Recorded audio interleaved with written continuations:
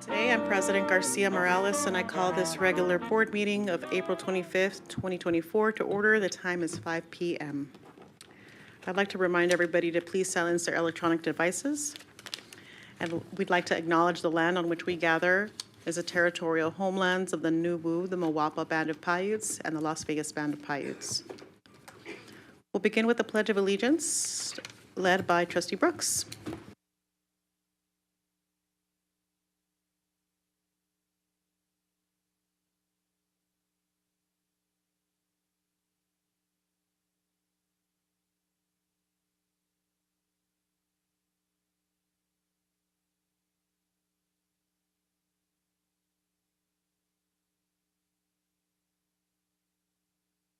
All right, colleagues, before we move into the adoption of the agenda, I'd like to acknowledge our friends from the Nevada Association of School Boards.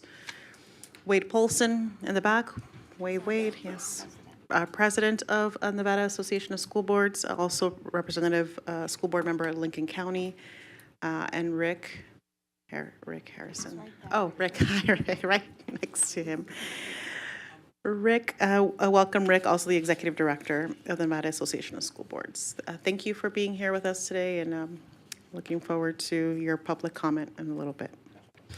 All right, colleagues, we're going to move on to item 1.02. That's the adoption of the agenda. Trustee Cavazos.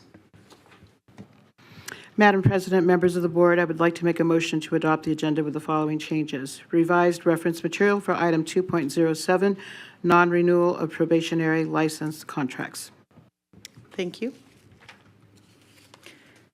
Trustee Brooks. Second the motion. Thank you, Trustee Brooks. Colleagues, we have a motion by Trustee Cavazos and a second by Trustee Brooks. Please cast your vote. That was, I promise I'm not trying to hurt anyone. Appreciate, thank you, Caitlin. Trustee Brooks. Thank you, sweetie. All right, colleagues, that motion passes 6-0 with no one hurt. The result of my name tag being thrown across the space. We're going to move on. President Morales, I'm on the phone. Forgive me, Trustee Williams. Do I need to count? No. Trustee Williams, so what's your vote for the adoption of the agenda? Aye. Thank you, Trustee Williams.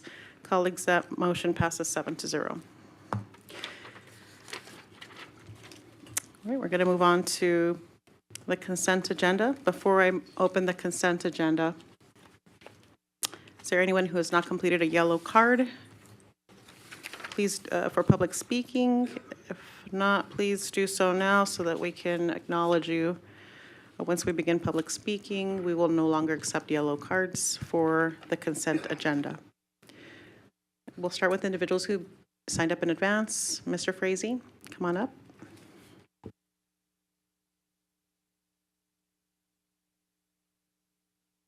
Thank you, Madam President. Distinguished trustees, for the record, my name is Jim Frazee.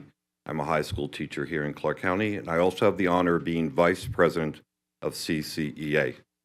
I am perplexed at what seems to be the lack of aggressiveness in recruiting. This is a time of great optimism. Despite some people's best efforts, we have one of the best pay scales in the western half of the United States. We actually have one of the best pay scales in the country.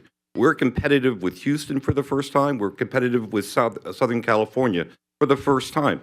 We should be going to the far ends of this country preaching this, and it does not seem to be the case. For my 10 years, 11 years in CCA management, in governance, we have fought to put a qualified educator in every classroom because our children deserve it, our businesses need it, and our community expects it for their tax dollars. And we have gone sometimes very successfully, and I can tell you where it's been successful.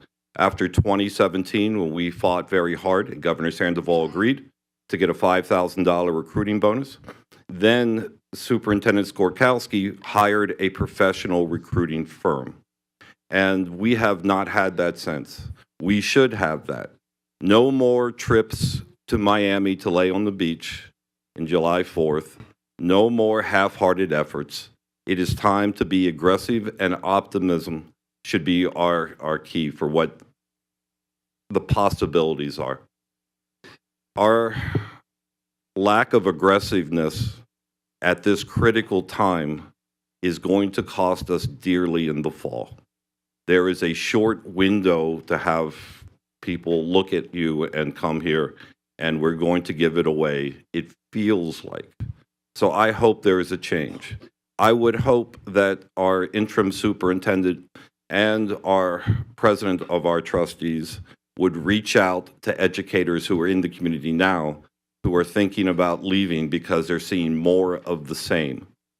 And I would like you to show that that's not going to be the case.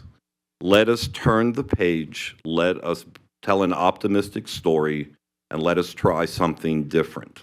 I thank you for your time. Thank you. Next, we'll go with Lily Clennett. Lily Clennett. Lily LaClient. Don't look at it. Okay. Well, you tell us, please, so that we can make sure we get it right, Ms. Howard. Yes, absolutely. Thank you. Absolutely.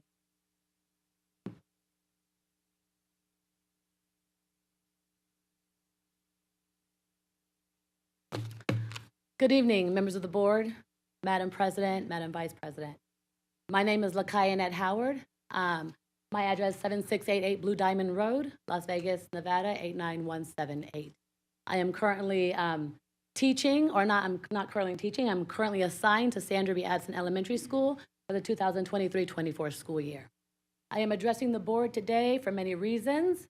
First of all, CCSD is fabricating information and scenarios about me and my work status, not only to other departments within CCSD, but to government agencies such as the Nevada Department of the Unemployment Insurance and also to the Welfare Department.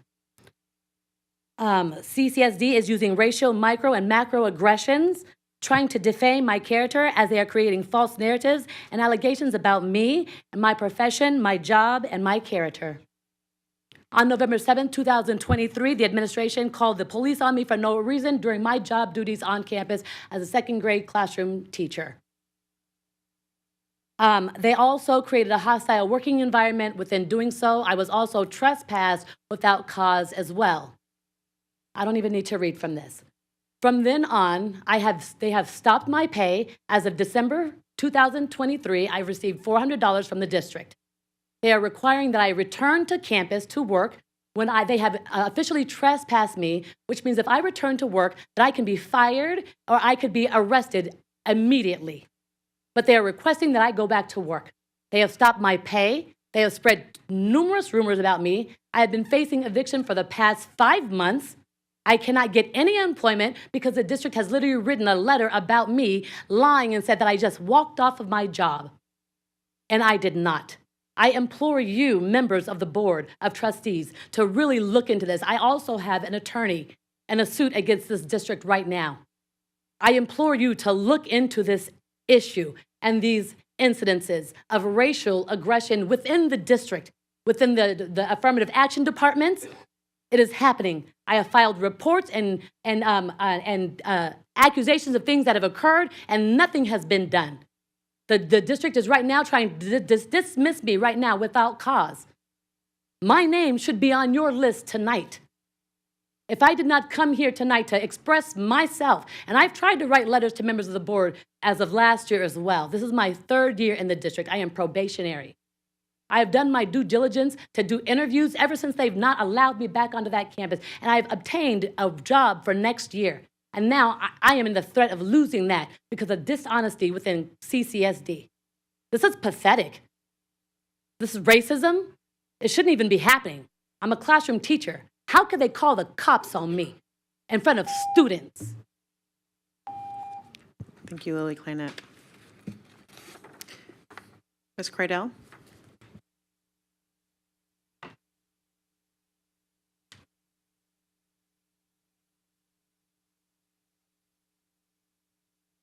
Good evening, trustees. My name is Vicki Cradell. I'm a reading teacher in CCSD and the president of NEA of Southern Nevada. Well, here we are today facing a critical shortage of licensed educators in the district, which is what we've been warning about for years. In the board docs, I saw quite a bit of information on actions you're taking to help our pipeline. Working with TFA, bringing in international teachers, training support professionals to be teachers, which are all great. But if you don't seriously address retention, none of your recruitment efforts will matter. I saw nothing in the documents to address retention, not one thing. We are literally bleeding licensed educators. Until we sew the wound shut, it will continue. To stop the bleeding, we are going to need to take action. These actions must be highly visible. People need to see what you're doing so they have hope that things will get better. Until you address school safety, school cultures, issues with our healthcare, people will continue to leave CCSD. Until you give educators hope that things are going to get better, people will continue to leave. Until you ask your educators what it will take to keep them here, people will continue to leave. Retention is the most important thing right now. Please do something before it's too late, because once people leave CCSD, it is unlikely they will ever return. Thank you. Thank you. That concludes public comment for consent agenda items. Colleagues, at this time, I'm seeking a motion. Trustee Guzman. I move that we accept the consent agenda. Thank you, Trustee Guzman. Trustee Bustamante Adams. I second that motion. Thank you, Trustee Bustamante Adams. Colleagues, we have a motion by Trustee Guzman and a second by Trustee Bustamante Adams. Please cast your vote. Trustee Williams. Aye. Thank you, colleagues. That motion passes 7-0. We're going to move on to the warrants. Trustee Guzman. Thank you. Thank you, President Garcia Morales. Ratified warrants is listed in the bills payable transmittal and board memorandum number 16-23-24 in the total amount of $156,481,579.40. Thank you, Trustee Guzman. Okay, colleagues, we're going to move on to item 3.01.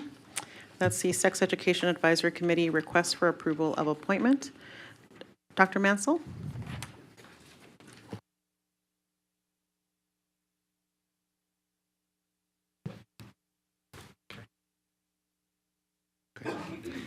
Madam President, members of the board, Deputy Superintendent Gutierrez, Dustin Mansell, Chief Academic Officer, for the record. This evening, I am joined by Christopher Carroll, our Director of Science, Health, Physical Education, and Driver Education Department. We are here to provide the recommendations for the Sex Education Advisory Committee. At this time, I will hand over the presentation to Mr. Carroll. Mr. Carroll, thank you. Before you begin, thank you, Dr. Mansell. I just want to note the record that this is an action item, and we will be taking public comment after the presentation. However, want to make sure that once we begin the presentation, we will no longer accept public comment cards. So if you haven't already submitted your public comment card, please submit that now. Thank you. Mr. Carroll, please take it away. Madam President, members of the board, Deputy Superintendent Gutierrez, for the record, Christopher Carroll, Director of the Science, Health, Physical Education, and Driver Education Department. On Thursday, February 29th, 2024, the Sex Education Advisory Committee, Recommending Committee, met and made recommendations for the Board of School Trustees to appoint the following applicant as a member of the Sex Education Advisory Committee. Aaron Sebastian, a Clark County School District student representing District A. The Sex Education Advisory Committee Recommending Committee reviewed one application for the position of religion and voted to not recommend. Thank you for this opportunity to share these recommendations. At this time, we will pause and take any questions from the board. Thank you for that. Colleagues, are you okay taking public comment for this item? Okay, great. Before we take action or discussion, all right, we'll begin with individuals who signed up in advance. I believe we have Madeline Childers, followed by Christiane Murch and Tim Underwood. Is Madeline present? I don't see her. We're going to go on with Christiane.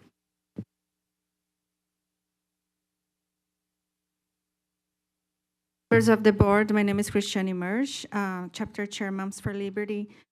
I'm here tonight to address this issue of sexual education for a common sense that families and educators can have an agreement, because there is a division that started way before our chapter here between librarians and educators. It seems that they don't agree with the resources that are provided. We've been visiting a lot of schools. Some of the principals are afraid to remove some of these resources because they're afraid also to be labeled like we are, book banners. And in fact, who are the book banners are the librarians, because they're the one picking the books and selecting. We're just curating books. So there's proof about that. There's public comments. There's pledge that the former superintendent signed with one of the librarians that are anti-parental rights. They're attacking educators. They're attacking principals. So there's this division, and one of the principals removed immediately the book, Gender Queer. And we still have this book in other schools, but they're afraid. So we need to figure it out, a common sense, because it's a problem. It's not only the parents complaining. Educators, they have the mission to teach our kids to perform well and read and math, and not to sexualize children. So we need to figure it out that this new board is going to be looking only in the interest and benefit of children, not the progressive agenda of the Librarian Association. That's my request here tonight. Thanks for your time. Mr. Underwood?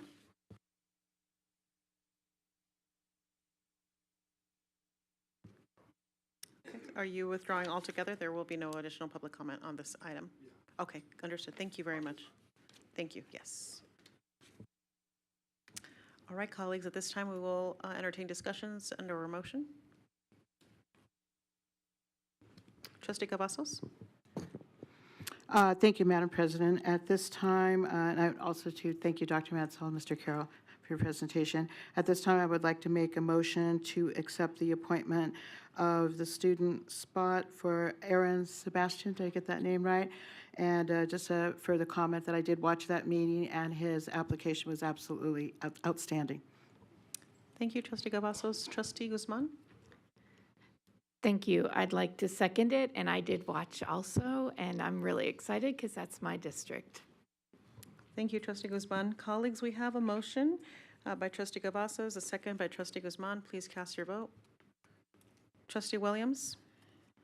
Aye. Colleagues, thank you. That motion passes 7-0. Thank you very much for your time. Mr. Carroll and Dr. Mansell. Okay, colleagues, we're now going to move on to a battery of notice of intents. And we have, this is an action item, CCSD Regulation 2500.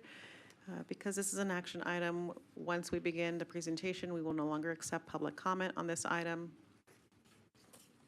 We'll hear the presentation first and then go into public comment if there is any.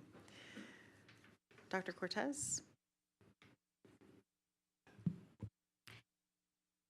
Good evening, Madam President, Board of Trustees, Ms. Gutierrez, Deputy Superintendent. I am Monica Cortez, Chief of Health and Student Services Division. I have Ms. Sammy Randolph, Assistant General Counsel, here tonight to review with you proposed regulations 2500 service animals, 2500.1 emotional support animals, and 2500.2 school-wide therapy dogs. We would also like to acknowledge the contribution from Dr. Diane Lewis, Executive Director, Health and Inclusive Schools, Ms. Kimberly Crumlin, Director of Risk Management, Mr. Cedric Cole, Assistant Human Resources Officer, and many other leaders. Clark County School District is pleased to present the proposed regulations to the Board of Trustees in support of our students and staff. The three-part proposed regulation will provide structure and guidance. The three proposed regulations are being brought to you for consideration after feedback on each part was gathered from many stakeholders. As defined by federal and state law, service animals in training are dogs and miniature horses, from which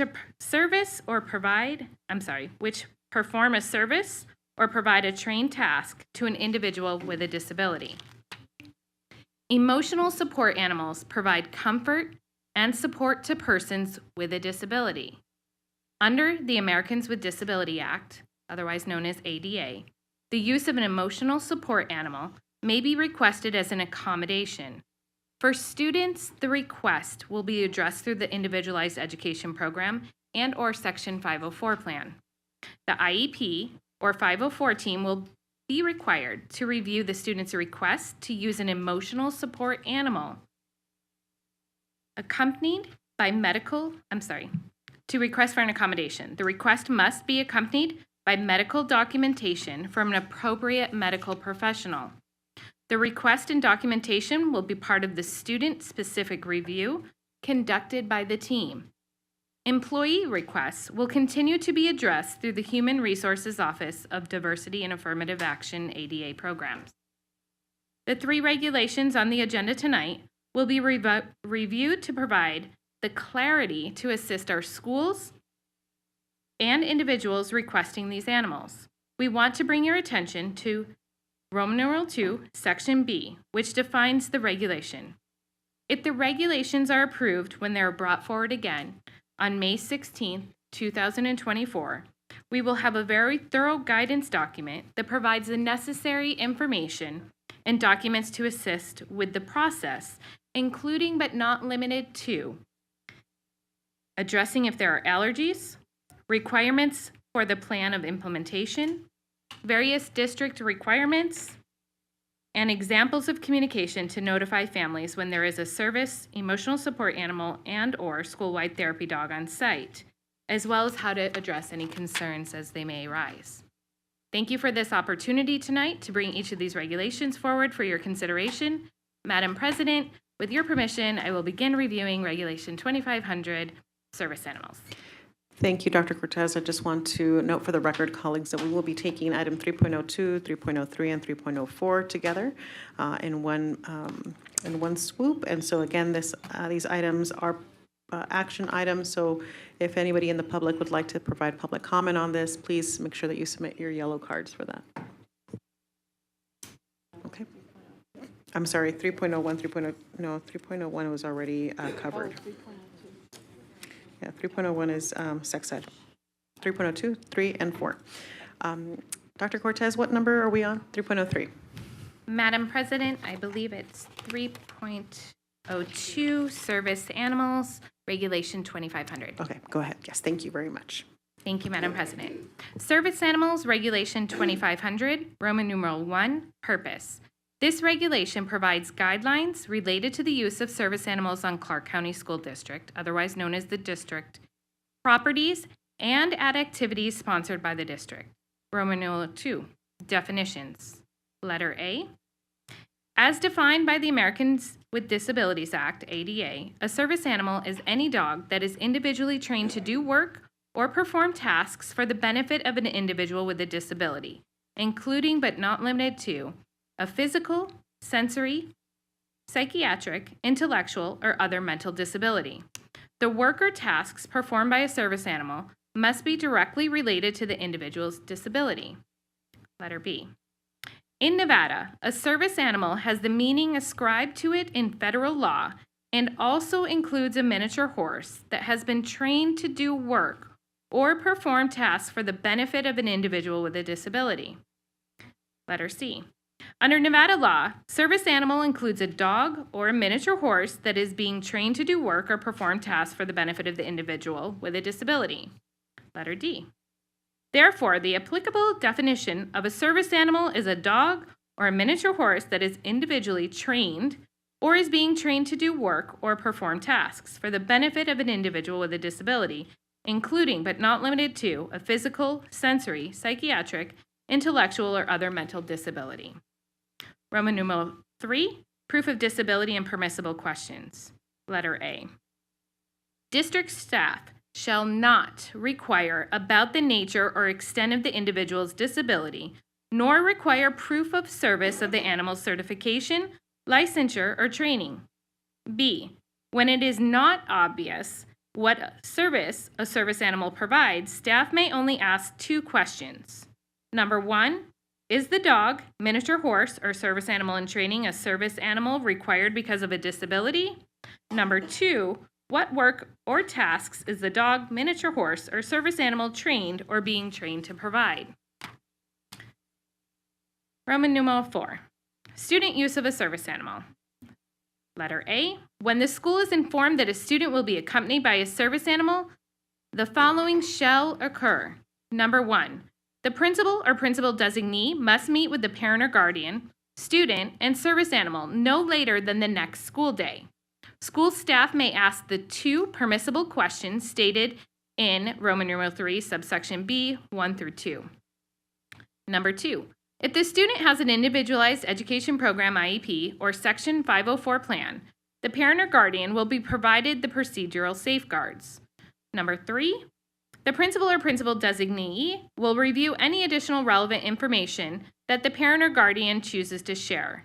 Number 4, in accordance with ADA, the feeding and elimination needs of the service animal are the responsibility of the handler. The handler is responsible for costs associated with the service animal. The team must design a management plan for the handler to implement that addresses the service animal's feeding and elimination needs. The plan should include considerations such as student arrival, dismissal, passing periods, and designated areas in the cafeteria. Number 5, the principal or principal designee will inform appropriate staff that the student will be at school with a service animal. Letter B, staff are not permitted to 1, request documentation for the service animal, 2, require the service animal to demonstrate the work or tasks the animal is trained or being trained to provide. Letter C, the service animal must perform the work or tasks that are directly related to the individual's disability. Letter D, the student and schools must make reasonable modifications in policies, practices, or procedures to allow service animals unless the modifications fundamentally alter the nature of the service, program, or activity.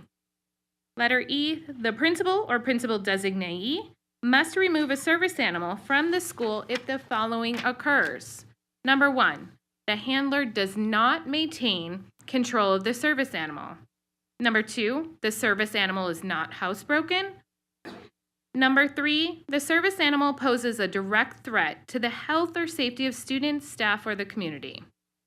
Letter F, if an administrator asks that an animal be removed, the administrator must offer the individual with a disability the opportunity to participate in the district's service, program, or activity without the animal being present. Roman numeral 5. Use of a service animal by an employee. Letter A. District employees may request to use a service animal as an accommodation. Since employers are required to consider such requests, any employee who makes such a request for an accommodation should be referred to the Office of Diversity and Affirmative Action, ADA, and Title IX programs for the request to be properly assessed and considered in accordance with the federal and state law. Letter B. The district is considered a place of public accommodation under both federal and state laws. Any employee accompanied by a service animal, including a dog, miniature horse, or service animal training in Nevada, is permitted to be in all areas of a district building, bus, facility, etc., where other members of the public are permitted. When the handler's disability is not easily identifiable, an administrator is permitted to make the limited inquiry about this service animal and may ask the following 2 questions. 1, is the dog, miniature horse, or service animal in training a service animal required because of a disability? 2, what work or tasks is the dog, miniature horse, or service animal in training trained or being trained to provide? Letter C.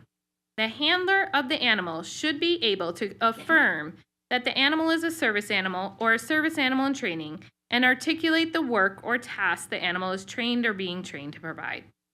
Letter D. The principal or principal designee may remove a service animal from the school if the following occurs. 1, the handler does not maintain control of the service animal. 2, the service animal is not housebroken. 3, the service animal poses a direct threat to the health or safety of students, staff, or the community. Letter E.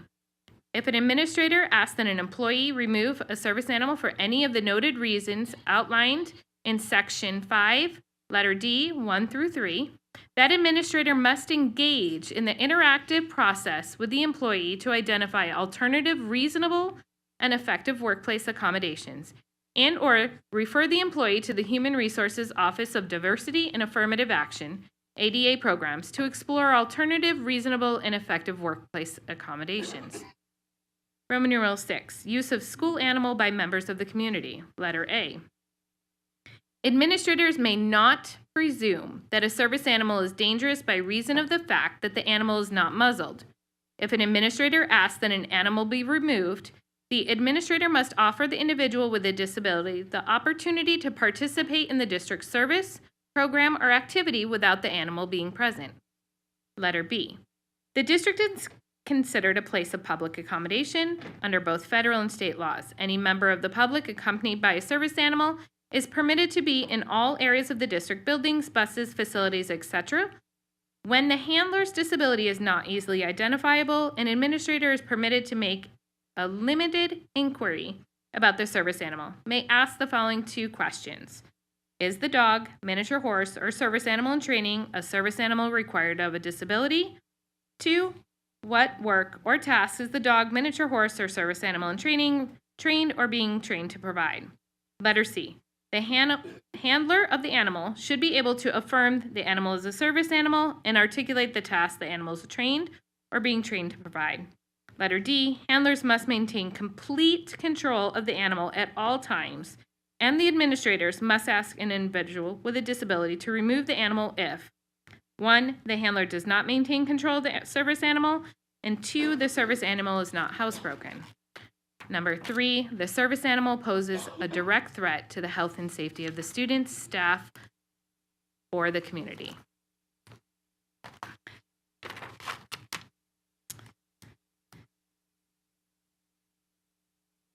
Thank you. Forgive me, Dr. Cortez. Thank you for that. So that's 3.02. And if it's okay, colleagues, we can keep going the rest of the items so that we can, unless there are any burning questions at this time. Okay, and again, these are action items. We're going to move on to 3.03. Madam President, with your permission, I will introduce Ms. Sandy Randolph to Absolutely. do. Sammy Randolph, I'm sorry. Regulation 2500.1, emotional support animals. Thank you. Thank you, thank you. We're not, I'm sorry, I have already in my head have moved on. So I'm like, yes, let's do this. All right, thank you. Sammy, welcome. Good evening, Madam President, Board of Trustees, Ms. Gutierrez, Deputy Superintendent. I am Sammy Randolph from the Office of the General Counsel, here to review Proposed Regulation 2500.1. Emotional support animals. Roman numeral 1. This regulation provides This regulation provides guidelines related to the use of emotional support animals on Clark County School District properties and activities sponsored by the district. Roman numeral 2, definition. Emotional support animals are not service animals under federal or state law. They are considered emotional support or comfort animals. Individuals with disabilities may request to use an emotional support animal as an accommodation. These support animals provide companionship, relieve loneliness, and sometimes help with depression, anxiety, and certain phobias. Emotional support animals do not have special training to perform tasks that assist people with disabilities. Roman numeral 3, student use of emotional support animals. A, student requests to be accompanied by an emotional support animal. Number 1, the school should treat the matter as a request for an accommodation under the Americans with Disabilities Act, also known as the ADA, and Section 504 of the Rehabilitation Act of 1973. Number 2, an emotional support animal is expected to have basic manners, but no specialized training is required by law. Number 3, if the Section 504 team grants the request for an accommodation, the Section 504 team must design a management plan for the handler to implement that addresses the emotional support animal's feeding and elimination needs. Number 4, as part of the management plan, the district shall inform the handler that all costs associated with the emotional support animal are to be covered by the handler. Number 5, the management plan should also address considerations such as student arrival, dismissal, passing periods, and designated areas in the cafeteria. Letter B, the principal or principal's designee must remove an emotional support animal from the school campus if, number 1, the handler does not maintain control of the emotional support animal. Number 2, the emotional support animal is not housebroken. Number 3, the emotional support animal poses a direct threat to the health or safety of students, staff, or the community. Number 5, employee requests to use an emotional support animal. Employees may request that they be permitted the use of an emotional support animal as an accommodation. The employee's request should be referred to the Office of Diversity and Affirmative Action Programs, Title IX, for the request to be properly assessed and considered in accordance with federal and state law. Number 5, use of emotional support animals by members of the public. Emotional support animals are not service animals under federal or state law.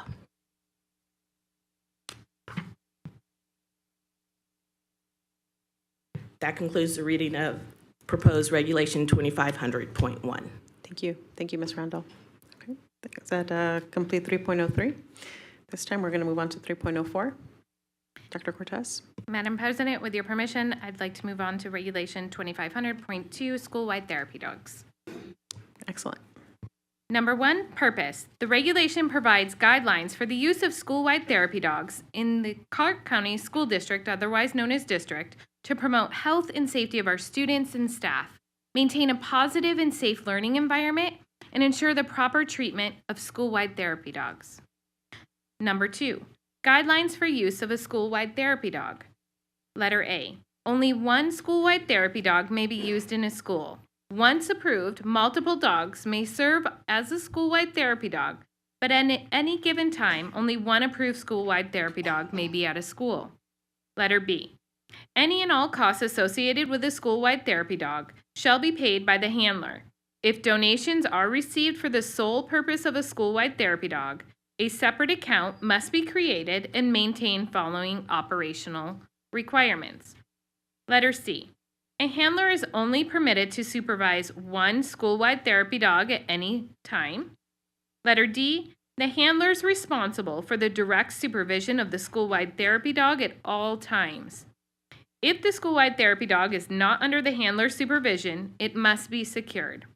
Letter E, the school-wide therapy dog is not permitted to roam the grounds without the handler. Letter F, The school-wide therapy dog is not permitted in the vicinity of sinks where students and staff wash their hands. Letter G. The school-wide therapy dog is not permitted in areas where food is prepared or stored or where utensils and/or dishes are stored. Letter H. Service animals and emotional support animals are not school-wide therapy dogs. Service animals and emotional support animals serve a specific individual and may not be used as a school-wide therapy dog.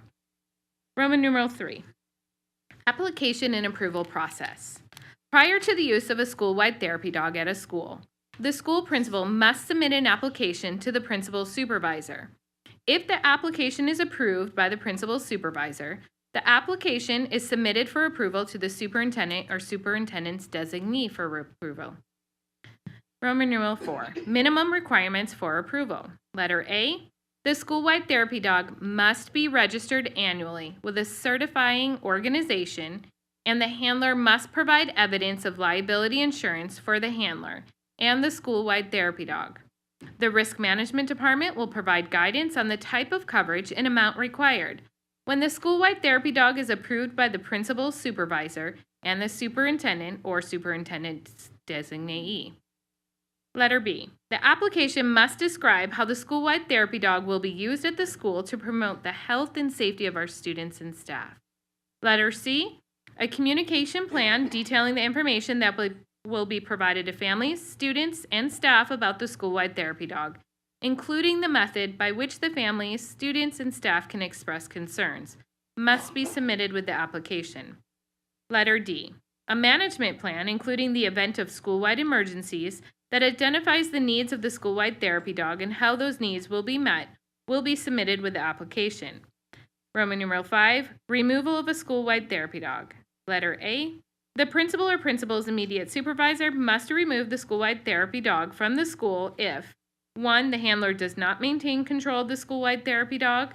2. The school-wide therapy dog is not housebroken. 3. The school-wide therapy dog poses a direct threat to the health or safety of students, staff, or the community. Letter B. The school-wide therapy dog shall be immediately removed from the district property if the required liability insurance for the school-wide therapy dog and handler is not maintained. Roman numeral 6. Annual review. The use of a school-wide therapy dog is subject to annual review and approved by the superintendent or superintendent's designee and the Risk Management Department. Madam President, that concludes our 3 regulations. Excellent. Thank you very much. To recap, that's 3.02, 3.03, 3.04. Colleagues, at this time, I'm going to seek public comment. Do we have public comment on this particular item? I don't believe we do, and no one who signed up in advance. So we are looking for a discussion and or action. Trustee Johnson? The one question I had is, what do we do if a student or a staff member is allergic to a therapy dog or service animal or an emotional support animal? Dr. Cortez. Madam President, members of the board, Deputy Superintendent Gutierrez, Trustee Johnson, that's a fantastic question. It is handled in a case-by-case basis. The document that we will provide if these regulations are approved in May clearly outlines the process. However, we have to think of all individuals and their needs and follow the guidelines that are outlined based on that specific situation. Thank you, Trustee Johnson. Trustee Cavazos? Thank you, Madam President. In regard to all 3 of these, I'm mostly more familiar with the emotional support animals instead of the service animals, but I have had experience with children having a fear of certain animals or not being familiar, say that they've never had a dog in their home. Will this also, Dr. Cortez, be also handled on a case-by-case basis if a parent comes forward and expresses that concern? Dr. Cortez? Madam President, members of the board, Trustee, I'm so sorry, Trustee? Cavazos, thank you. Absolutely, yes, that is, again, a case-by-case basis outlined, and we will handle each unique situation as it arises appropriately. Okay, I was pretty sure that was the case, but it was a constituent question. I wanted to address it. Thank you. Trustee Guzman? Thank you, President Garcia Morales. I have been bombarded with questions about these, specifically the school-wide therapy dogs and the emotional support animals. But in particular, before I start on that, I want to ask my own question. So the service animals, will this also be allowed for children with autism that also have service animals? Dr. Cortez? Madam President, members of the board, Trustee Guzman, all service animals will be handled accordingly if they're identified as a service animal, and it will go through the IEP process in Section 504 to address any concerns. Okay, great. And then with the emotional support and the school-wide therapy dogs, sometimes the special area teachers are not included when doing IEPs and 504 plans. Will they be asked about the school-wide therapy dogs and the emotional support dogs? Dr. Cortez? Madam President, members of the board, Trustee Guzman, another great question. So in the guidance, it outlines the protocols and provides examples of communication to inform the staff of an animal, and that will be handled on a case-by-case basis when there are situations. One last question has to do with the with maintaining the service animal. Will there be a section of the school where the service animal will be able to relieve themselves? Dr. Cortez? Madam President, members of the board, Trustee Guzman, that is again outlined in the guidance, but clearly that is a requirement that there has to be a designated area that is identified through the implementation plan for those needs. Great, thank you very much. Thank you, Trustee Guzman. Trustee Sparsa-Strofagan? Thank you. So the public is not always privy to some of the briefings that we receive, so a lot of our questions were asked and then thereafter.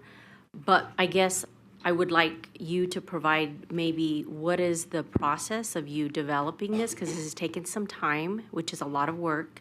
What guidelines did you use maybe to help us to formulate this? And then I have a part 2 to that so that they have that context. Thank you. Dr. Cortez? Madam President, members of the board, Deputy Gutierrez, Trustee Esparza-Strofagan, that is a fantastic question. Clark County School District is behind in addressing this federal requirement for service animals, but also providing the support and guidance for our school administrators as well as our students.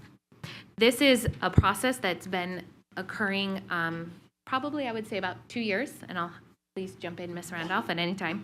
It is a process that has had many reiterations of reviewing not only the laws federally as well as NRS. We have NRS 657 and 426 that helped guide what types of animals we considered under emotional support, as well as meeting with the different stakeholders and getting their involvement in their perspectives. We've had animals in our schools for some time, and that also has helped us in drafting what best practices are, as well as principals who have therapy dogs on site or have had experience working with dogs on their campus in the service animal or emotional support role. Go ahead, Trustee Sparsa-Strofagan.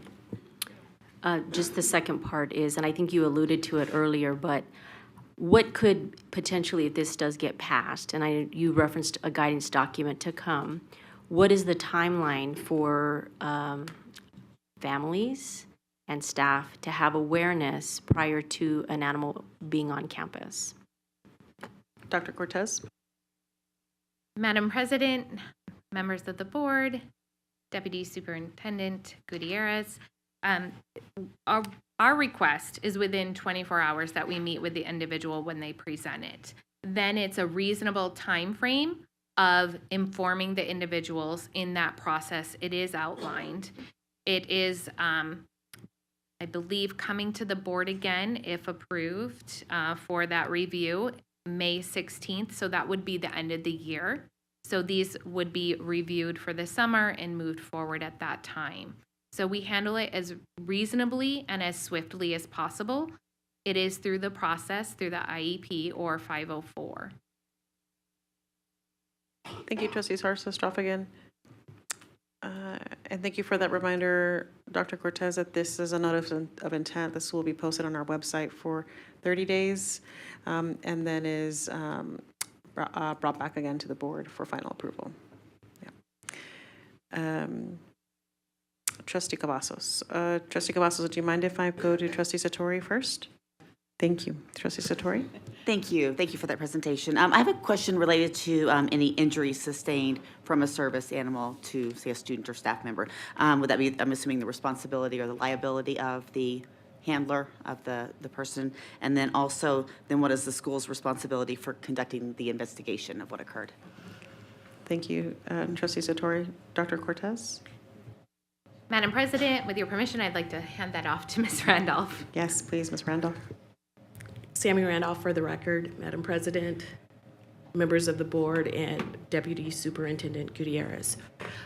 Nevada statutes where service animals are addressed, there are additional provisions that note liability for injuries is with the owner of the animal, right? And so we would comply with that in terms of, yes, we would assist with any investigation needed, but the liability is with the handler and the owner as it relates to the service animals and emotional support animals.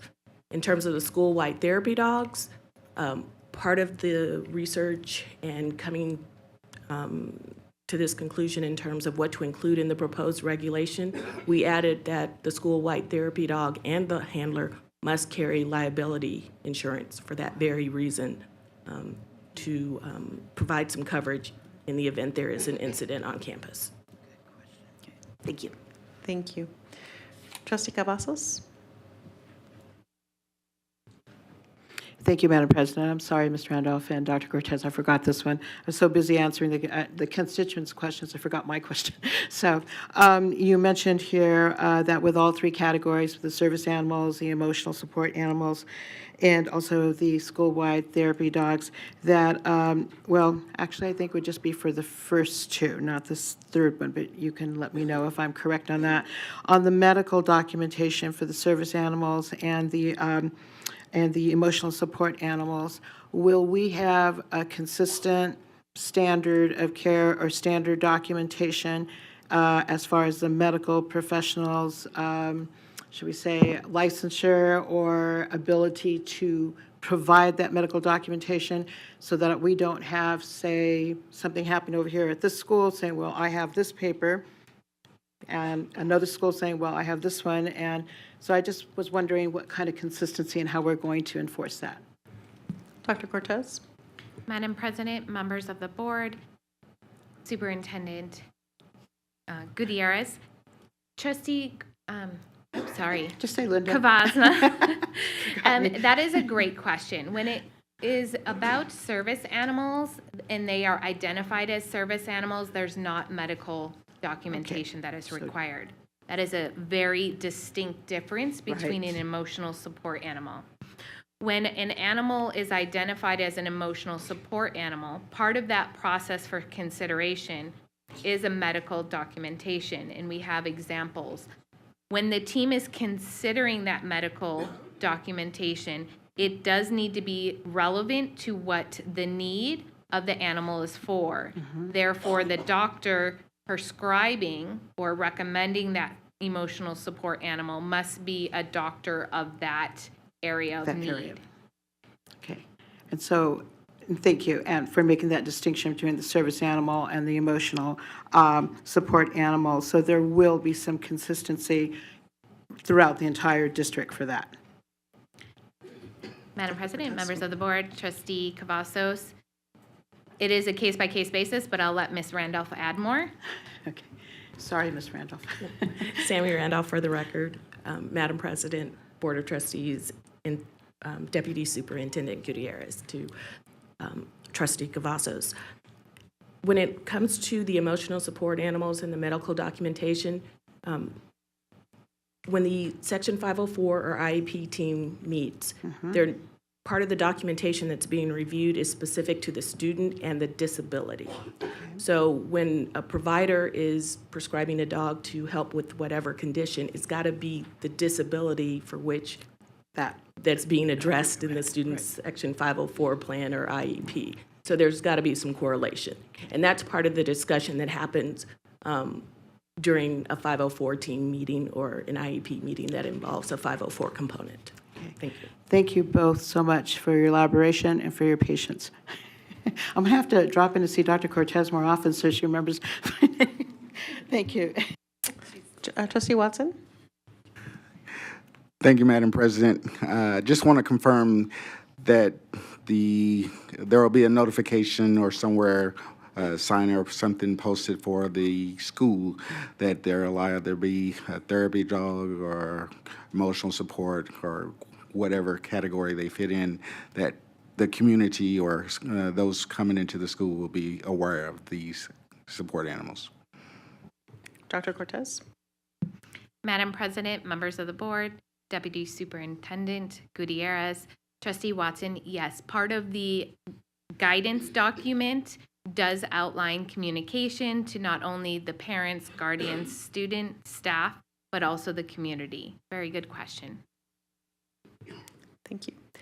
All right, colleagues, at this time, I'm seeking a motion. Trustee Guzman? Thank you, President Garcia Morales. I move that we approve 3.02 for the service animal dogs, 3.03 emotional support, and 3.02 the school-wide therapy dogs. Thank you, Trustee Guzman. All right, do I have a second? Oh, I'm sorry, 3.04, sorry. 3.04, the school-wide therapy dogs. Let me redo that motion one more time, please. Thank you. I'm gonna read from my agenda. I would like to move that we approve the notice of intent for the Clark County School District Regulation 2500, the notice of intent for the Clark County School District Regulation 2500.1, and the notice of intent Clark County School District Regulation 25.2. Thank you, Trustee Guzman. Trustee Bustamante Adams? I second that motion. Thank you, Trustee Bustamante Adams. Colleagues, we have a motion by Trustee Guzman, a second by Trustee Bustamante Adams. Please cast your vote. Trustee Williams? Aye. Thank you. Colleagues, thank you. That motion passes 7-0. Thank you, Ms. Randolph. Thank you, Dr. Cortez. Thank you so much. Going to move on to item 3.06, notice of intent. Again, notice of intent, CCSD regulation 2130. All right, this is an action item. Oh, thank you. I'm sorry, I missed that. 3.05.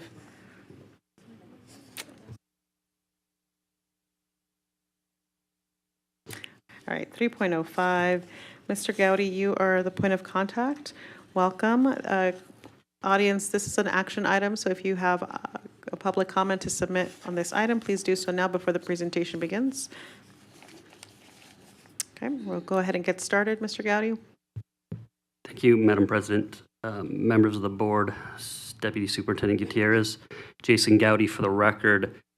This is the notice of intent for Clark County School District Regulation 7310. This relates to our safety advisory team. And to be clear, this is more workplace safety, not the external safety that's handled by different groups such as entry and things of that nature. So I'll just summarize some of the major changes in it. In Roman letter I, we're just changing the name of it to the District Safety Advisory Team.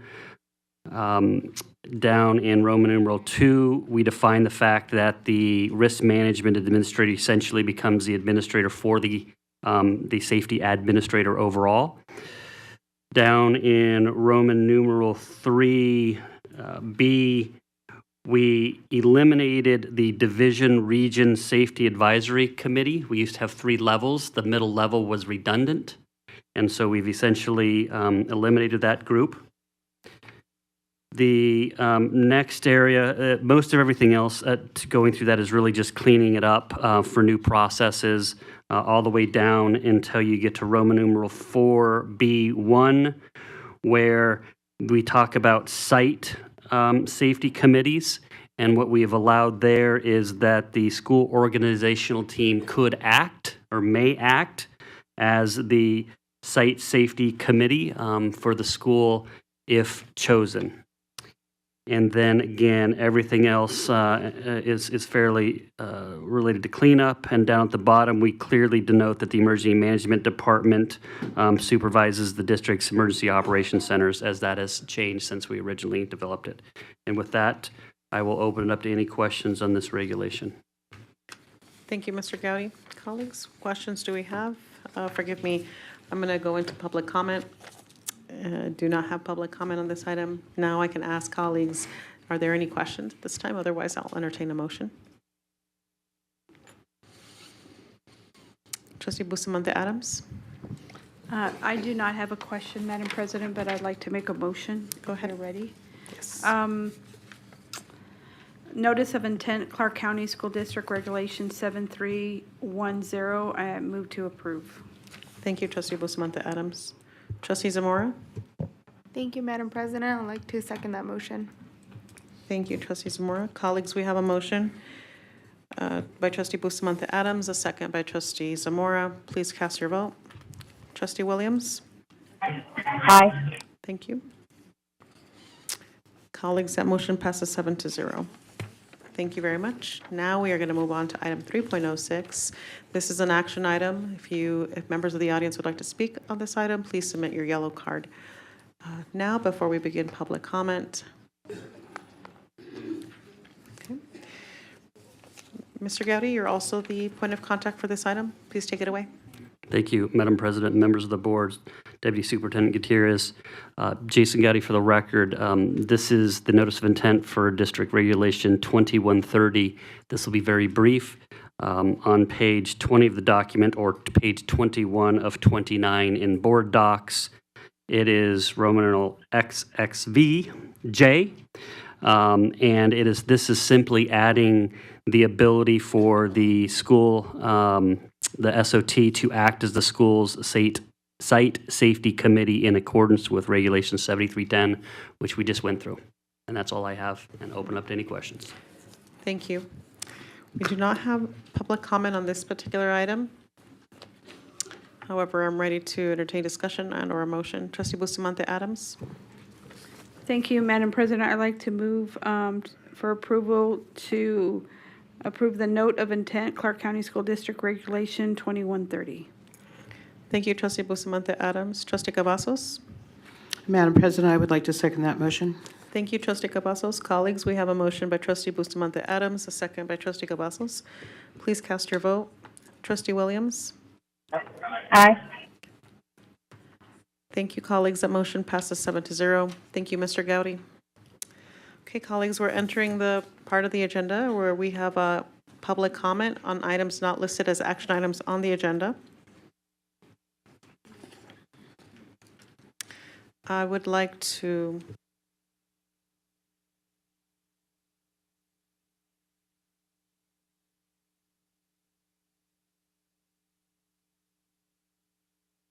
all right, this is the public comment. So we will take any yellow cards here. Otherwise, once we begin public comment, we will no longer accept yellow cards. We're going to begin with Mr. Rick Harris. Come on up, please. Followed by Bethany Sholin, Mark Nebua, and Walter Jones III.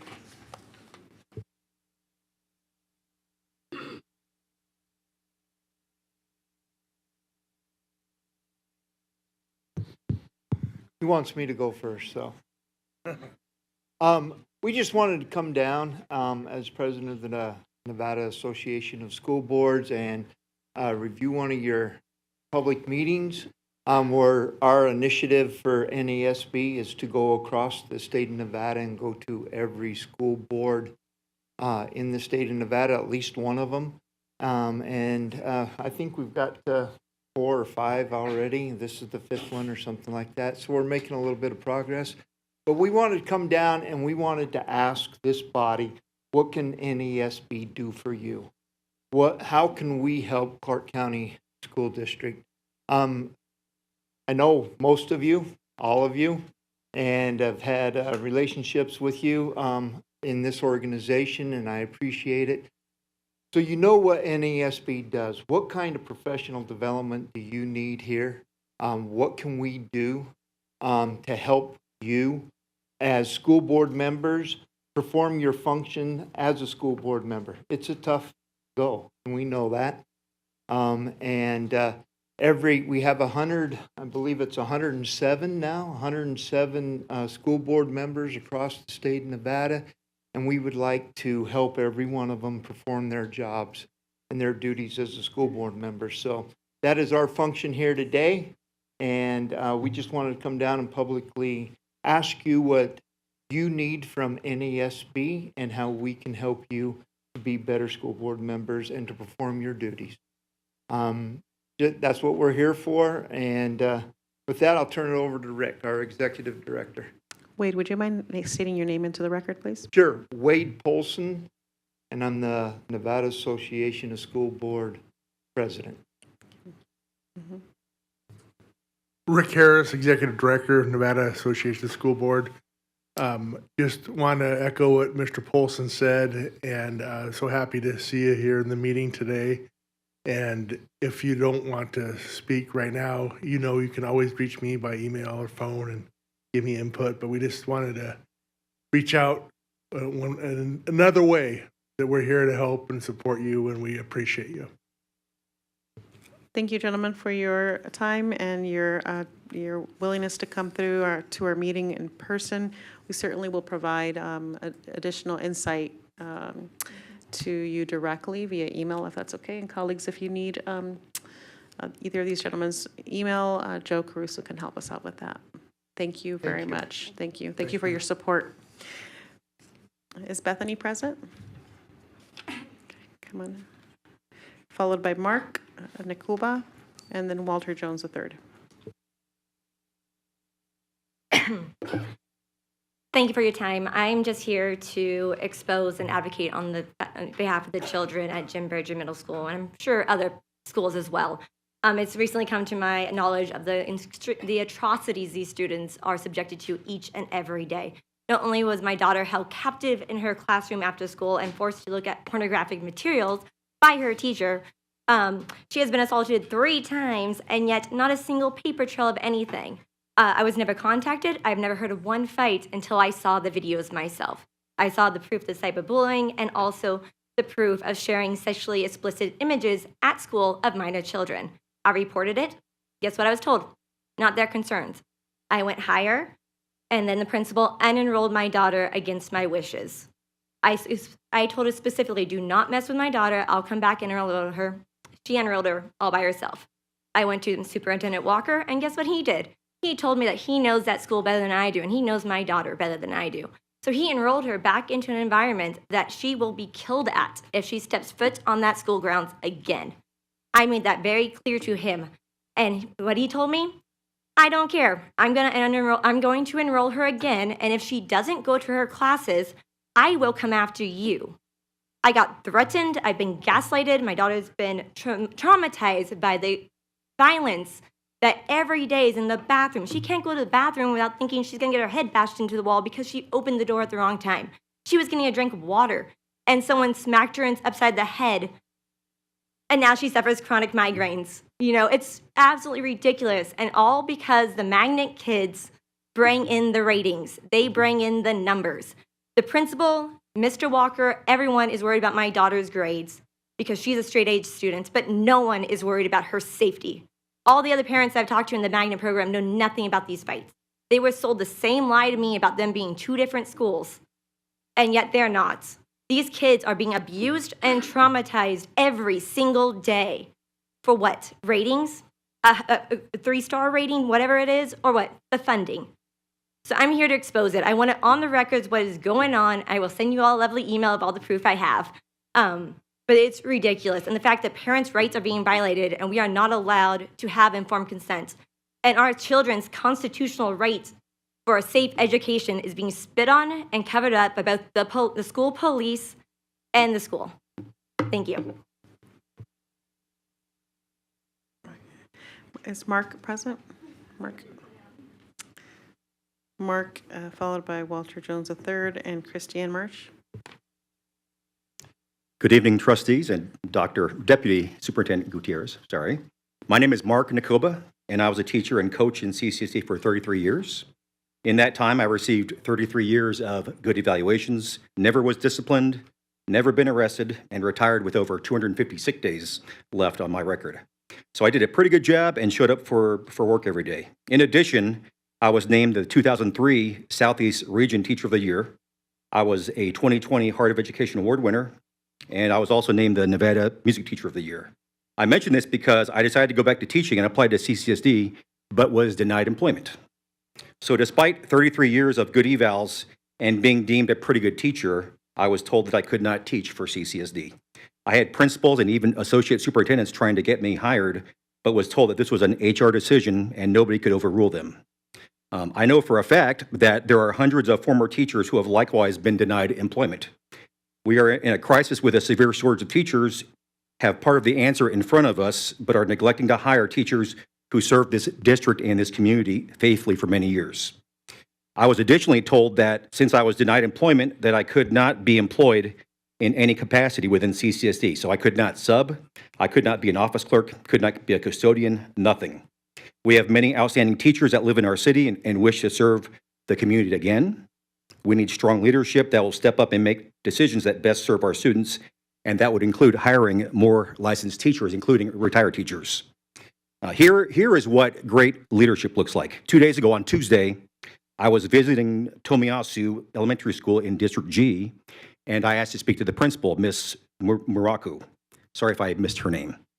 And I was told she was in a classroom, so I figured she was talking to a teacher or just taking care of business. I said, well, can I wait here and talk to her, when she gets back? And I was told, no, she's teaching. And in fact, she teaches that room every day because we're short teachers. And then the office staff proceeded to tell me, and she decorates the office, beautiful office. She picks up trash and helps custodians when she has to, when she sees things and wants to help out. But the fact that one of our principals is, full-time teaching in a 5th grade classroom should be a wake-up call to all of us to buckle down and hire more teachers. We have these retired teachers like myself that want to come back, that have a record of doing well by our district. And so I would urge you to take the steps to hire those people. Thank you so much. Is Walter present? Then followed by Christiane and then Madeline. Hello, everyone. Madam Chairman, Walter Jones III, Vice President of National Action Network. What I'm having a problem with right now, you guys are still doing decisions behind closed doors without the public information. If we got an interim superintendent, I don't think she should be promoting anyone until either she's hired full-time, even with the trustees. You got 9 months before it's a new board, whoever's still here or get reelected. So we're doing things again behind closed doors. This is a public school. The public needs to know what's going on. We're taxpayers, but we don't. Then we come to these meetings, you guys come up here and things you already agree on behind closed doors, then you want to make the public think that they're involved. You guys are sitting here at the meeting, yeah, you got to listen to us for 2, 3, 4 hours, whatever. But it's not effective because the same thing is still going on. We don't have enough teachers, but you guys want to hire upper management. You gave the teachers a raise, but they're still 5 years behind the national average. The national average is $62,000. We just got a raise to $50,000. Like I said before, I'm a business owner, been in business for 28 years. If I'm ranked 48th in my business, if my president come in here and tell me, well, we're the 48th, we're the 5th largest contractor, but we're the 48th worst, he had to go. You guys are constantly doing the same thing over and over again. Give these teachers money. These kids are our future. We pay more money to incarcerate someone than we do to educate them. You guys need to think about this every single day, because one day these kids are going to have to sit up here and they got to live with the decisions that you guys have made that's hurting Nevada. We can't get companies to come move here because of our education. But we'll run up here and spend all these millions and millions of dollars on things that we don't need. So let's reinvest back in our kids. I graduated from here with Dr. Perkins, went off to school to Prairie View A&M. Dr. Perkins was a great superintendent. But then you guys don't even engage in your community. Go to your schools. Encourage your principals. Encourage the kids, not to take pictures, but to let them know you're concerned about them. Thank you, guys. Christiane, followed by Madeline. Thanks for your time again. Again, in the topic of sex education, we have a lot of books that are considered perversively vulgar in our shelves. And I'm here for 6 months asking to be removed. We follow all the rules. We completed forms. They were returned. They said they should keep there. And we don't understand why, because even educators can't understand why. When we visit Valley High School, the secretary of the principal said, I go in the library, I don't know why you have those books. Like gender queer, it's literary graphic content. And I cannot read here. You guys are going to cite me the NRS, obscenity laws, I know, but you guys have power to do something and remove. This book has been removed across the nation. And we just don't understand why. Why sexualize their minds? You're raping their minds. Children are supposed to be children. And with our tax money, you guys are buying these books and you're approving. All of you are approving. You know, I enjoy Months for Liberty because I was assaulted when I was a kid. I was molested, and the groomer showed me pornographic to let me ready. That's how they do. Groomers, they're sexualized first, and you guys are doing this to your kids, showing this to let them excited to have sex. All of you, don't look me with this face. It's your job to protect your children. It's your job. All of you women, don't you care about little girls being raped? There's 2 men in this board right now. If you don't remove this book tonight, you're a pervert or you don't care about your kids. Remove this book tonight or you're a pervert. Because only pervert wants these kinds of things.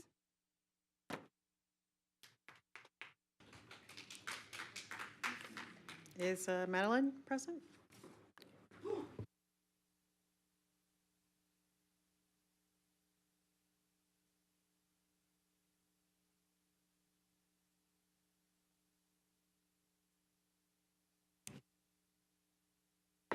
I'd like to read from a book that is on the shelves in the libraries, our school libraries. There was so excitement running through my body. Is this it?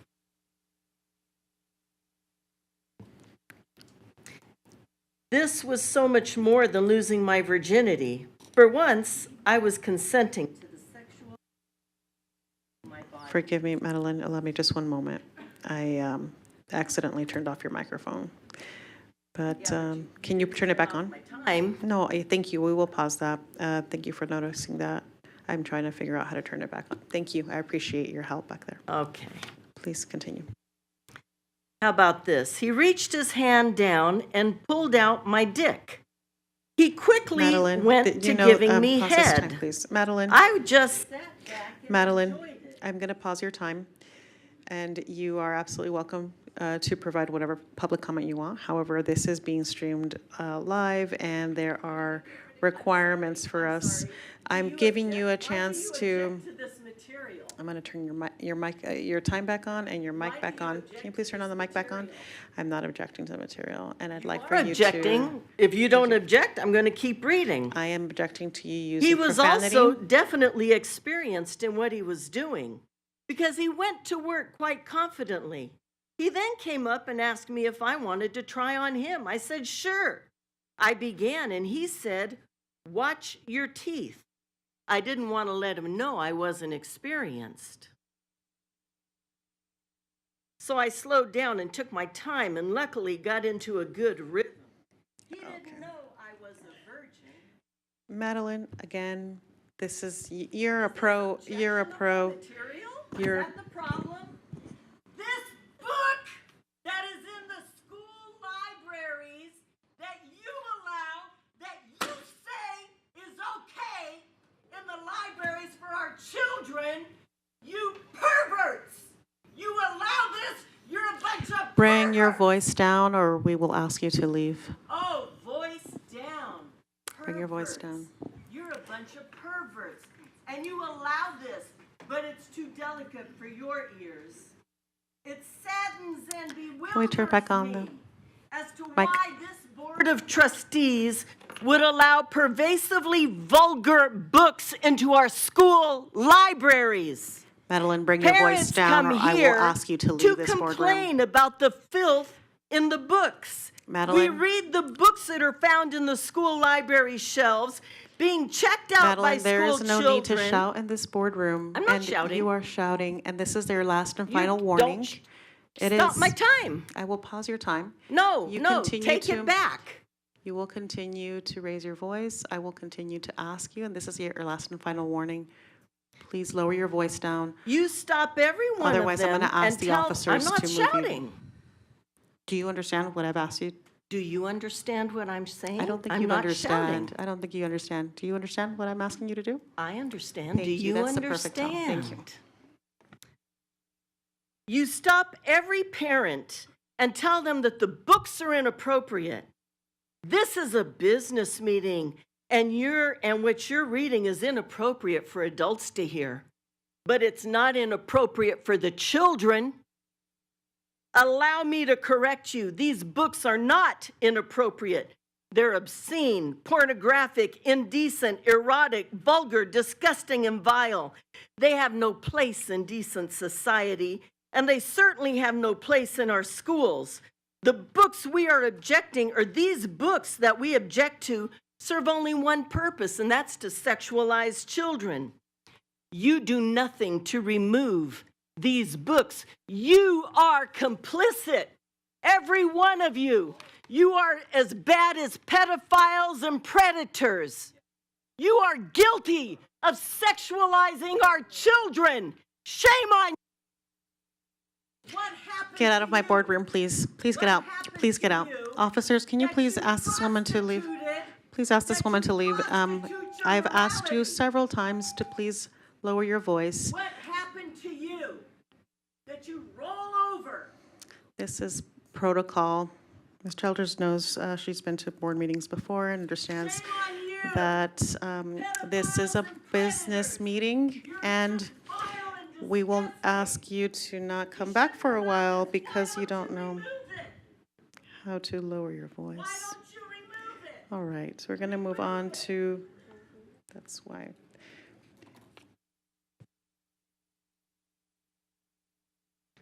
Mercedes McKinley, are you present? Thank you, followed by Cyrus Hojari. Thank you, Madam President and members of the board. My name is Mercedes McKinley, and I'm a CCSD alumni and former licensed educator with the district. I left the classroom in 2021, and I want to express my support for the board to explore more ways to focus on teacher retention, as suggested earlier by public comment. However, tonight I must sound the alarm for my old elementary school. I was a student there from 1987 to 1989, and I went back to that school to work as a licensed educator from 2019 to 2021. In 2019, we had heavy rains that fall, and our roof was constantly leaking with each rain event. I have video footage of this problem for any trustee that would like to review. Approximately 4 months later, a maintenance crew came by to do patchwork on the roof. That led to the team leader talking to me because he felt compelled to tell me they did the very best they could, but that roof should have been replaced over 20 years ago.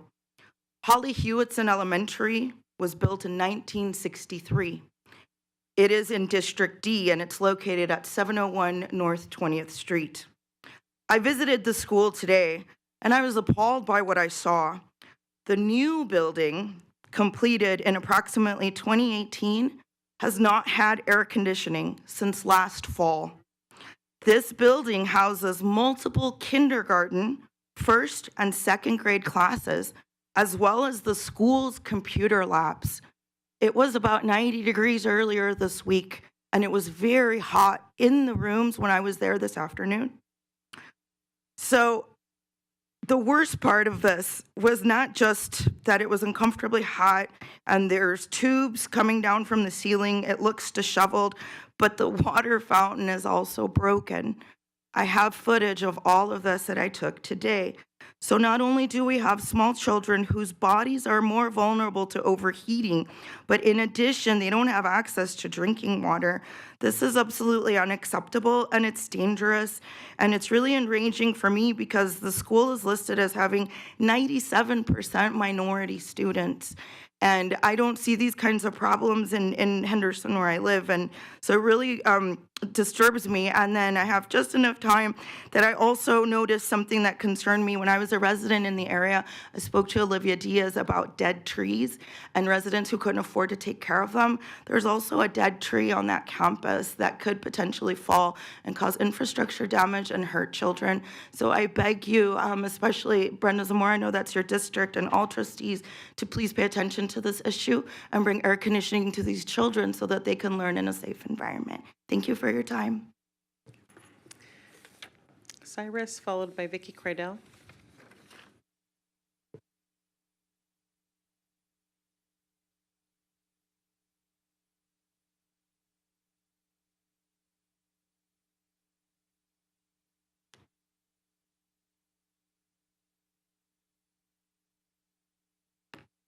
Good evening, everyone. Cyrus Ojadi. Nice remodel, by the way. I'm very concerned about these cultural trends that's being pushed by the establishment. I'm not here to necessarily criticize. I'm talking about the trends, particularly in race, which is interesting because where were these issues talked about 15 years ago? Why we're seeing all this change? It's clearly opposite that the agenda is to make us the opposite of what our society was culturally about 70 years ago. You don't have to be a genius to figure out that there's a war on European Western civilization. There's certainly a war against European Americans. You look at the incidents that happened. The multiple teenagers that killed somebody several months ago after high school, the 2 teens that ran over the biker around Centennial, the judge incident that happened in a courtroom. There's so many signs all over, and it seems that the teachings of what's going on is a war on those people. Look at the immigration that's being done on a global level. Massive numbers of non-Europeans are being pushed to European Western societies. It's designed to fundamentally, radically change their societies. My great-grandmother was visiting in this country in the early 1960s from Tehran. She believed that America was a phenomenal, amazing country about 70 years ago. And there's an old saying, family knows best. And I believe in her. And I don't want us to lose our traditional culture and our values, the strong family structure, the influences, the people. And I believe that what you are doing is letting people know that European influence and their people is taboo. It should be wiped out. And please, correct me if I'm wrong, but these are what the puzzle pieces tell me. And I don't believe we should wipe these people out. I mean, look, where's the demographics heading in about 50 years, in 2070? What are we going to be looking like? Well, I believe we should have some level of tradition and preservations. And no, I'm not pointing out that Las Vegas should be homogenous in a certain type of people. No, I don't know who is, to be honest with you. I believe that it's Western values that fundamentally made this country great enough that allowed my relatives to immigrate here. And I just don't feel that Western values are cherished by the teachings that's being imposed in the school district, because that's what made the United States and other Western societies succeed. Walk down the Las Vegas Strip, Caesar's Palace, Bellagio, Paris, Excalibur, Venetian, it's all Western civilization. We should have these Western European influences in our culture and in our society. That should tell you everything you need to know. It should not be taboo. Please absorb these thoughts. Thank you. Vicky. After Vicky, we have Tim Underwood and Stephanie Kinsley. Good evening, Vicki Cridell, reading teacher, CCSD, president of NEA of Southern Nevada. I wanted to talk about substitute teachers. As we're facing the critical shortage, our substitutes are more important than they've ever been. And we'd love to have more licensed educators, but substitutes come in and do their best. In another meeting in the state union, I was given an idea from a union colleague that instead of having just regular substitutes, that we have a category called temporary teachers. So if you're a long-term substitute and you've agreed to come in and fill a spot for a year, that you could have them be called temporary teachers, and these people would be automatically eligible to get health care benefits and a higher rate of pay so that schools can have some stability. So these Ms. people are Cradle. committing for the year. Forgive me, your message is very important, and I would really love to hear it. Gentlemen in the audience, gentlemen up here, up front, excuse me, guests, thank you for lowering your voice so we can hear from our public comment. Sure, thank you. Go ahead, please. So I'm hoping, I know that when the bill came up last year that the district opposed the bill, but I'm hoping that we can rethink that now that we're in a different situation and think about possibly having a different category. The reality is the long-term subs are doing the same thing that the classroom teachers are doing. Their expectations and the buildings actually need them to be able to do a lot of the same work of the classroom teachers, and it's a lot. The plates are full, and maybe we could do things like provide a mentor to the long-term substitutes so that they come into the building and they have somebody at their grade level or in their content area to help them navigate all the tasks that are required of us. So that was just an idea that I heard in a statewide union meeting, and I thought that it was a good idea. The other thing I wanted to address is the HR issues with people not being able to get hired. I hear this over and over again. There are people who used to work in the district that want to come back. They cannot even get in, and they're not told why. So people don't even know why they're not getting hired. They're just not getting hired. I don't know if it's blacklisting that's still happening. Most of these people, when I asked them if they had anything on their evaluations, they had good evaluations. They left the district on good terms. So I have no idea why they're not getting through, but we really need these people in our buildings. We need to be able to hire people that want to come back. And I heard somewhere that there's around 4,000 teachers in the Las Vegas Valley that are licensed to teach that are not working in CCSD. And I think we need to explore that. Thank you. Thank you. Mr. Underwood, followed by Stephanie Kingsley. Stephanie, you want to come on up while we wait for Mr. Underwood? Oh, there. Thank you, Timothy Underwood, longtime resident.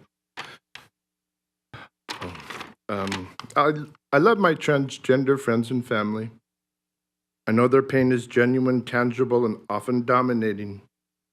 And I condemn those who exploit their pain for the purposes of bitterly clinging to power. The demented and deviant President Biden and his administration are attacking the American family by radically changing the rules for Title IX, the federal law that protects women's sports from male dominance. These rule changes have our dementia patient-in-chief dictating anti-scientific transgender standards on American education. It would also compel politically correct speech, forcing people to use proper pronouns or be charged with sexual harassment, an authoritarian demand if there ever was one. Recent evidence leaked by a WPATH whistleblower revealed that the World Professional Association for Transgender Health organization formed their transgender care standards for the world without any scientific experiments to rely upon. Not even a single peer-reviewed medical study. WPATH is a bogus organization that formed bogus transgender care standards that Nevada completely fell for. These new Title IX rules strip strip school children of their human dignity, and destroy K through 12 and collegiate girls and women's sports. This great lie about human sexuality that the rule changes represent would lead to physical harm, mental and emotional trauma, and even to the death of our school children.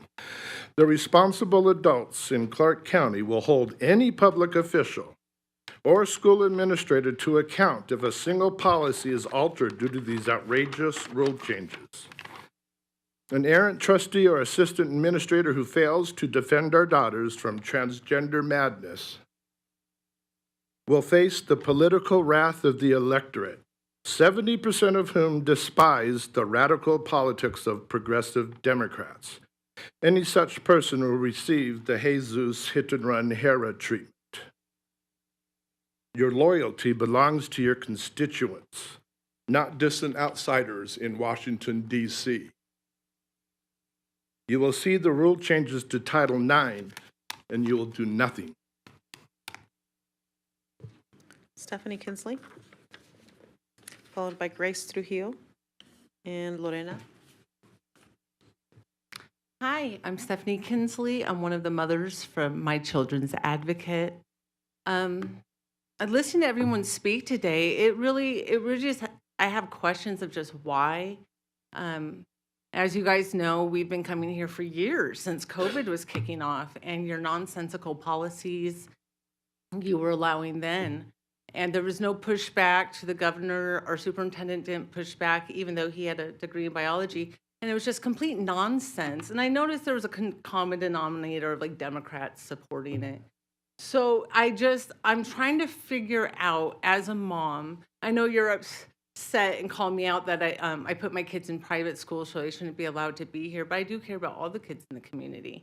So I'm concerned when kids don't go to school and get told a mask is going to prevent them from a virus. How mentally incompetent do you have to be to think a mask will stop a virus? Like, it's such a level of mental incompetence that it questions, like, how did you drive here today? It's so backward science.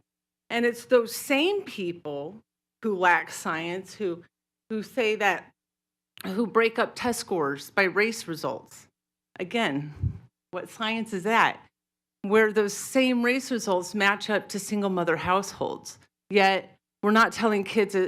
I wish we would tell young girls at school how important their chastity is, not to get pregnant, to be without being in a committed marriage. But instead we tell them they can abort their baby and be happy about it. As a 43-year-old woman, every woman I know, except a handful of Looney Tune liberals who talk about it like it was flossing their teeth, for the most part, women are destroyed physically, mentally, and emotionally by their abortion. Yet you push it. It's the most nonsensical. Kids are graduating not knowing how to read or do math, but they know that boys can be girls. And I want to talk on that. Why is there no pushback on the lack of science it takes to know that boys can never be girls? Yet we see that these trans kids are mostly autistic kids from single mother households with liberal parents who are using their kids like Gypsy Rose. Like, why are we allowing children to be abused? We're being told there's a big boogeyman if you're not the right color. We're being told you're in the wrong body. And then the people just saying love the kids and leave them alone are the ones being called domestic terrorists. Could any one of you back up your stance on any of these nonsensical topics? Because you guys have more degrees than I do. I don't have a single degree, but I have observable reality. Aren't you embarrassed? Aren't you? There used to be a time people had shame, and I miss those days. Grace, are you present? Grace and Lorena.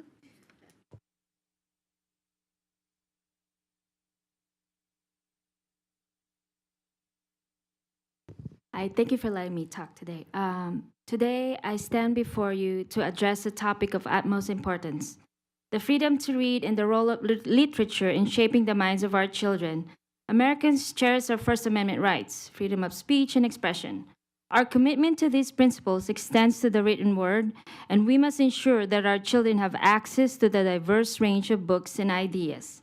America does not ban books, as contrary to what people have been saying. We pride ourselves on being a society that values intellectual curiosity, critical thinking, open dialogue. Our libraries and bookstores are filled with various literary works. These books serve as a windows into different worlds, perspectives, and cultures. They ignite our imaginations, challenge our assumptions, and broaden our horizon. However, we must tread carefully when it comes to children's literature. Our young readers are impressionable, and the stories they encounter can shape their understanding of the world. As parents, educators, and guardians, we guide them toward age-appropriate content that fosters empathy, resilience, and love for learning. I would recommend censorship is like cinemas, like when we watch movies. We should focus on providing children with rich literary diet that encourages critical thinking, emotional intelligence. Here are the key points. Age-appropriate content. Children's books comes in various age, emotional ranges, and we must ensure that the content aligns with their cognitive emotional development. While some topics may be suitable for older readers, they might be confusing or distressing for younger ones. Diverse perspectives. Children's literature should reflect the diversity of our society. It should include characters from different backgrounds, cultures, abilities, and experiences. Example, the Bible. Children learn empathy and tolerance when they encounter characters who look and think felt differently from themselves. Challenging themes. Some children books address complex themes such as loss, prejudice, or social justice. These topics are essential for fostering thinking and should be presented sensitively, age appropriately. Avoid harmful adult literature. Pervasively vulgar literature that does not foster cognitive learning, which prematurely sexualizes young developing minds, and early exposure leads to pornography addiction and unhealthy sexual dysfunction. I have some topics from the research institutes. I have 3. I can give it to you. It says early exposure to pornography, unregulated excess exposure to pornography during formative years has been seen to have various long-term deleterious effects on sexual maturation. I could go on, but I can tell you, you're being put here in this position, and I hope you won't be in your legacy that you're part of the lowest part of Nevada when it comes to education.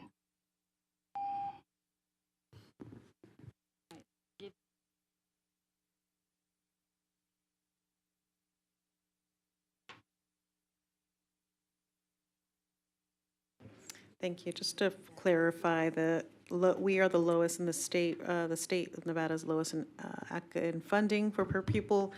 How that is, so to be clear, that is not a, that I wanted to clarify that it is not a specific to academics. Lorena, welcome. Hi, good evening. My name is Lorena Biasotti. I am Vice Chair of Moms for Liberty. I am also a candidate for School Board District E. Thankfully, Lola Brooks is not running again. I wanted to mention, just to touch up on what you said, since 2017, the per pupil salary has gone up 70%, and the education has nosedived. So yes, they are well-funded per pupil. You receive 11.6 thousand, and it used to be 6.5. So it's 70% higher. Another thing I wanted to discuss with the teacher that was here earlier, with the billions Lombardo signed for our school, I think the health of our students should be prioritized, and that needs to be addressed. The story you heard from the mom before me, Bethany, I believe, there are hundreds, if not thousands, of stories like that one. Children who are drowning in the district's indifference. That's the reason I'm running, because the safety of our children is being put last, and while we focus on new diverse policies to implement. Also, on a side note, I wanted to discuss a reaction from the moms you saw here, is because one of the emails are being returned from the schools from librarians who are quick to identify their pronouns and to say that they are not removing the books that you heard here. Those pages that were read out loud to you are still in the schools, and they refuse to take them out. So the outrage you're seeing is exactly because of that. I also wanted to discuss the fight in Rancho High School that was on the news today. As a school board member, I would be scrambling to get to the bottom of it. I would be reaching for that teacher's records and the students' records, because with the restorative policies you're implementing, you're creating a very dangerous environment of violence. And regarding the progressive sex ed, which CCSD is notorious for, I wanted to discuss the controversy that, because it's always been our concern as parents that progressive sex ed introduces inappropriate material that normalizes active sex lives. And we're talking about children. We rather create an environment of caution around it than an environment that awakens their curiosity to explore sexuality and ends up corrupting our children. I wanted to read very quickly from the nationalreview.com. It says, when sex ed becomes a means to incorporate hyper-progressive views on gender, sex, and behavior, it ceases to be neutral material necessary for development. As hilarious as what I'm saying might be, I'm not sure why that's funny, but anyway, whether you agree or disagree with those premises, the fact is that they're controversial. Adults should leave children to develop in whatever, no, this is what you believe and this is what your sex ed curriculum teaches, is that children should develop in whatever way they please. And the gender dichotomy is an arbitrary concept. Neither of this is scientific or universally accepted. So as inclusive and as welcoming as you want to be with the gender ideology, the truth is that you can't deny science and biology. You just can't. As much as you can't deny that gravity exists. And, gravity is unfair because we can't fly like birds and, whatever. Well, those are the laws of gravity. Those are the laws of physics. There's also the laws of biology that dictate there are two genders, men and women. And no matter what you try to implement to change that, it's not going to change. But that's why we need common sense as parents in the classroom. Thank you and good night.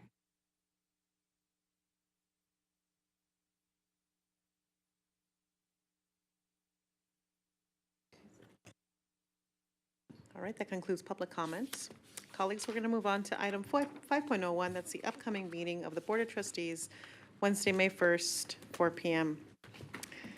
here in the boardroom. Okay, colleagues, I'm seeking a motion to adjourn. Trustee Cavazos. Thank you, Madam President. I would like to make a motion to adjourn. Thank you. Colleagues, are we looking at Trustee Zamora? Thank you, Madam President. I'd like to second that motion. Thank you, Trustee Zamora. Colleagues, we have a motion by Trustee Cavazos and a second by Trustee Zamora. Please cast your vote.